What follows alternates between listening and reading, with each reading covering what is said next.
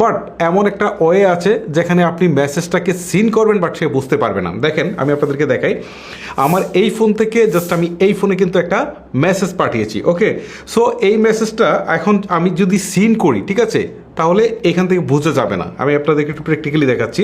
Just এইটার উপরে আমি একটু ট্যাপ দিয়ে ধরে রাখলাম, ধরে রাখার পরে এই যে দেখেন রেস্ট্রিক্ট নামে একটা অপশন রয়েছে, এখানে ক্লিক দিলাম। ক্লিক দেওয়ার পর হচ্ছে রেস্ট্রিক্ট, সো আমি এইটা দিলাম। দেওয়ার পর এখন দেখেন এটা কিন্তু আমার এখান থেকে চলে গেছে।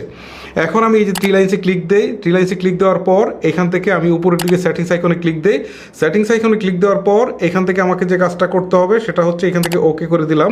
তারপর হচ্ছে এখান থেকে দেখেন প্রাইভেসি অ্যান্ড সেফটি, এটাতে দিয়ে দিলাম। ওকে, প্রাইভেসি অ্যান্ড সেফটিতে দেওয়ার পর এখানে দেখেন এই যে রেস্ট্রিক্টেড অ্যাকাউন্টস নামে যে অপশনটা রয়েছে, এখানে আসার পর আমি এখান থেকে দেখতে পাচ্ছি সে কি পাঠিয়েছে, জাস্ট হাই পাঠিয়েছে। ওকে, এখন আপনি দেখেন মজাটা, আমি এইখানে যদি যাই আমার এই অ্যাকাউন্টে, তাহলে দেখেন এটা পড়েছে কিনা, সিন হয়েছে কিনা সেটা কিন্তু বোঝা যাচ্ছে না, জাস্ট সেন্ড হয়েছে, কিন্তু সেই ভদ্রলোক পড়েছে কিনা সেটাও কিন্তু বোঝা যাচ্ছে না। ওকে, আমি যেহেতু মেসেজটা পড়ে ফেলেছি, এখন আমি যে কাজটা করবো সেটা হচ্ছে আনরেস্ট্রিক্ট করে দিব।